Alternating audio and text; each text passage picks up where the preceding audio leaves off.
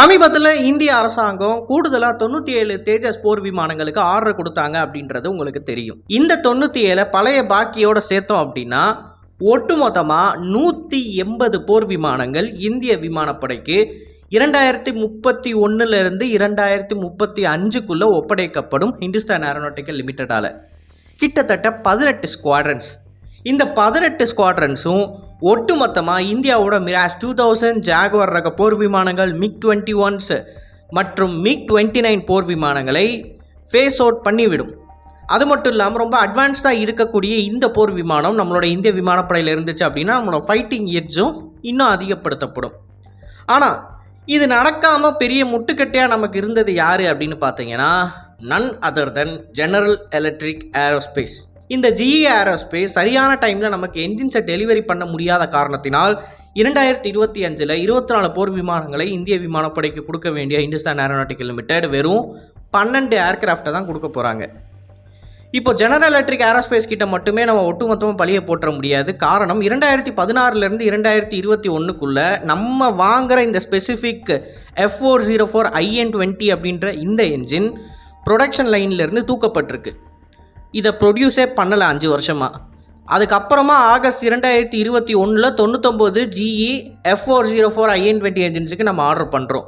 கிட்டத்தட்ட 5 வருஷம் production line இல்லாத ஒரு என்ஜினுக்கு 2021 நம்ம ஆர்டர் கொடுக்குறோம்னா உடனடியாக அந்த ப்ரொடக்ஷன் லைனை ஸ்டார்ட் பண்ணுறதுல ஜெனரல் எலக்ட்ரிக் ஏரோஸ்பேஸுக்கு பிரச்சனை இருக்கிறது நார்மலான ஒரு விஷயந்தான். ஆனால் இது கூடவே என்ன நடந்திருக்கு அப்படின்னு பார்த்தீங்கன்னா குளோபல் சப்ளை செயின் டிஸ்ட்ரப்ஷன்ஸ் அப்படின்னு அழைக்கப்படுற ஒரு பஞ்சாயத்தும் நடந்திருக்கு. இதுக்கு காரணம் ரஷ்யா யுக்ரைன் போர். திடீர்னு ஒரு கான்ஃப்ளிக்ட் வருது.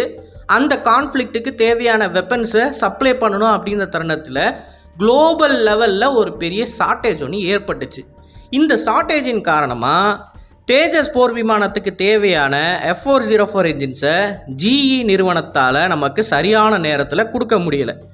இதன் காரணமாக என்ன நடந்துச்சு அப்படின்னு பார்த்தீங்கன்னா HAL chairman DK Sunil aero இந்தியாவில் இருக்கிறப்ப இந்திய விமானப்படையின் சீஃப் கிட்ட 12 தேஜஸ் போர் விமானங்கள் நாங்கள் இந்த வருஷம் இறுதிக்குள்ளே ஒப்படைச்சிடுறோம் அப்படின்னு சொல்லி உத்தரவாதம் கொடுத்துருக்காரு. அது மட்டும் இல்லாமல் அதே ஏரோ இந்தியாவில் வச்சு இந்திய விமானப்படையோட சீஃப் ஹிந்துஸ்தான் ஏரோநாட்டிக்கல் லிமிட்டெட்டை கிரிட்டிசைஸும் பண்ணியிருக்காரு. ஸோ இது எல்லாத்துக்கும் மிக முக்கியமான ஒரு காரணமாக இருக்க வேண்டியது ஜெனரல் எலக்ட்ரிக் ஏரோஸ்பேஸும் தான். இப்போது ஜெனரல் எலக்ட்ரிக் ஏரோஸ்பேஸ் என்ன பண்ணியிருக்காங்க அப்படின்னு பார்த்தீங்கன்னா இந்தியாவில் இருக்கிற இந்த என்ஜினை சப்ளை பண்ணுறதுக்கு தேவையான அந்த சப்ளை செயின் இஷ்யூஸ் எல்லாத்தையுமே சரி பண்ணிட்டாங்க. ஸோ GE ஏரோஸ்பேஸ் இன்றைக்கி கொடுக்குற உத்தரவாதம் என்ன அப்படின்னா 2025 இறுதிக்குள்ளே நாங்கள் 12 போர் விமானங்களுக்கு தேவைப்படக்கூடிய என்ஜின்ஸ், அதாவது 12 யூனிட்ஸை உங்களுக்கு நாங்கள் சப்ளை பண்ணுவோம் அப்படின்னு சொல்லியிருக்காங்க. அது மட்டும் இல்லாமல் 2026 மார்ச் மாதத்துலேருந்து ஒரு மாதத்துக்கு 2 என்ஜின்ஸ் அப்படின்ற கணக்கில் ஒரு வருஷத்துக்கு 24 என்ஜின்ஸை சப்ளை பண்ணுவதாக GE ஏரோஸ்பேஸ் நமக்கு உத்தரவாதம் கொடுத்துருக்காங்க. ஸோ இந்த வருஷம் 25க்கு ஒரு மாதத்துக்கு ஒரு என்ஜின் அப்படின்னு சொல்லி ஹிந்துஸ்தான் ஏரோநாட்டிக்கல் லிமிட்டெடுக்கு ஒப்படைக்கப்படும். அடுத்த வருஷத்துலேருந்து அது 2 என்ஜின் ஆகும்.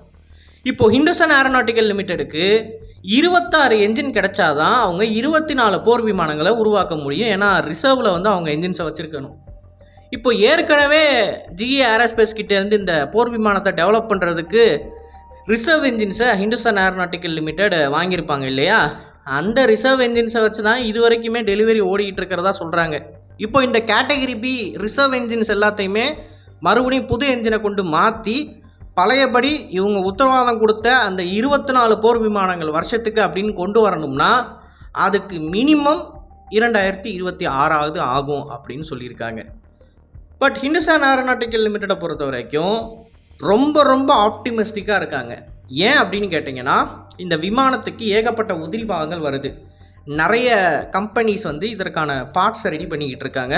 ஃபார் எக்ஸாம்பிள் சொல்லணும் அப்படின்னா இஸ்ரேலோட ELM-2052 AESA ரேடார் இதை ஒரு தனி நிறுவனம் தான் உருவாக்கி கொடுக்குது. அண்ட் இந்த விமானத்தோட இறக்கைகளை L&T நிறுவனம் மேனுஃபேக்சர் பண்ணிக்கிட்டு இருக்காங்க. இந்த விமானத்தோட என்ஜின் GE ஏரோஸ்பேஸ் கிட்ட இருந்து வருது. இப்படி ஏகப்பட்ட காம்பனன்ஸில் நிறைய கம்பெனிஸ் இன்வால்வ் ஆகிருக்கிற காரணத்தினால் அந்த கம்பெனிஸ் எல்லாத்துக்கூடையும் போய் முன்னாடியே பேச்சுவார்த்தை நடத்தி இங்கே பாருங்கள் ஏற்கனவே டிலே ஆயிடுச்சு, இதுக்கு மேலே டிலே ஆகாத மாதிரி காம்பனன்ஸை கொடுங்க அப்படின்னு சொல்லி ஸ்ட்ரீம்லைன் பண்ணிட்டாங்க. ஸோ இதுக்கு மேலே டிலே இருக்கிறதுக்கு வாய்ப்பு இல்லை. என்ஜின்ஸ் எங்களுக்கு சரியான நேரத்தில் கிடச்சிச்சு அப்படின்னா நாங்கள் நாசிக் ஃபெசிலிட்டிஸ் மற்றும் பெங்களூர்லேருந்து கிட்டத்தட்ட ஒரு வருஷத்துக்கு 24 போர் விமானங்களை வெளியே தள்ள முடியும் அப்படின்னு இந்துஸ்தான் ஏரோநாட்டிக்கல் லிமிடெட் உத்தரவாதம் கொடுத்துருக்காங்க. இப்போது இந்த வருஷம் GE ஏரோஸ்பேஸ் 12 என்ஜின்ஸை கொடுப்பாங்க இல்லையா, அந்த 12 என்ஜினுக்கு 12 ஏர் ஃப்ரேம்ஸை வெளியே தள்ளுவாங்களா அப்படின்னு கேட்டிங்கன்னா அதற்கும் இந்துஸ்தான் ஏரோநாட்டிக்கல் லிமிடெட் ஆமாம், இந்த வருஷம் இறுதிக்குள்ளே நாங்கள் 12 போர் விமானங்களை இந்திய விமானப்படைக்கு ஒப்படைத்து விடுவோம் அப்படின்னு உத்தரவாதம் கொடுத்துருக்காங்க. இந்த 12 போர் விமானங்களும் ஃபுல்லி கம்ப்ளீட்டாக தேஜஸ் மார்க் 1A. இது ஒன்றும் அப்படியே ஃபோட்டோ ஷூட்டுக்காண்டி எடுக்கக்கூடிய விமானங்கள் கிடையாது. ஏன்னா இதற்கு முன்னாடி ஃபோட்டோ ஷூட்டுக்காண்டி விமானங்களை தயாரித்து வெளியே வச்சு நிறைய தடவை வீடியோஸ் அண்ட் இமேஜஸை வெளியிட்டிருந்தாங்க. ஆனால் உள்ளுக்குள்ளே ஒன்றுமே இருக்காது. பட் இந்த தடவை கம்ப்ளீட்டான எந்தெந்த சிஸ்டம்ஸ் எல்லாம் இந்திய விமானப்படைக்கு ஒப்படைக்கப்படும் அப்படின்னு ப்ராமிஸ் பண்ணியிருக்காங்களோ அந்த சிஸ்டம்ஸ் எல்லாத்தோட சேர்த்து 2025 இறுதிக்குள்ளே 12 போர் விமானங்கள் ஒப்படைக்கப்படும் அப்படின்னு சொல்கிறாங்க. ஸோ இது ஒழுங்காக போச்சு அப்படின்னா 2031-32 வருஷத்தில் ஒரு வருஷத்துக்கு 36 போர் விமானங்களை இந்திய விமானப்படைக்கு இந்துஸ்தான் ஏரோநாட்டிக்கல் லிமிடெட் உருவாக்கும் அப்படின்னு கன்ஃபார்ம்டாக சொல்கிறாங்க. 36 ஏர்ஃப்ரேம்ஸு. இது தேஜஸ் மார்க் 1Aக்கு. தேஜஸ் மார்க் 2வும் மார்க் 1Aவும் ஓரளவுக்கு சிமிலராக இருக்குது. டைமென்ஷன்ஸ் தான் வேறு, என்ஜின் வேறு.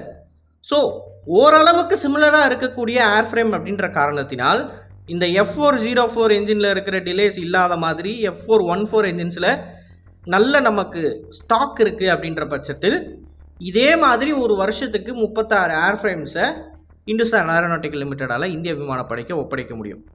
ஸோ ஃபைனான்ஷியல் இயர் 31 to 32 உங்களுக்கு 36 தேஜஸ் மார்க் 1A ஏர்ஃப்ரேமு, கூடுதலாக ஒரு 36 தேஜஸ் மார்க் 2 ஏர்ஃப்ரேம், இது ரெண்டுத்தையும் சேர்த்தோம் அப்படின்னா சுமாராக 72 போர் விமானங்கள் அந்த ஒரு வருஷத்தில் மட்டும் இணைக்கப்படும் இவங்களோட இந்த ரோட் மேப் படி. ஸோ ரோட் மேப் படி இந்தியாவோட விமானப்படையின் எதிர்காலம் நல்லா இருக்குது. ஆனால் இதை சொதப்பாமல் கொண்டு போகிறாங்களா இல்லையா அப்படின்றத இந்த வருஷம் இறுதி தான் நம்மளால் பார்க்க முடியும்.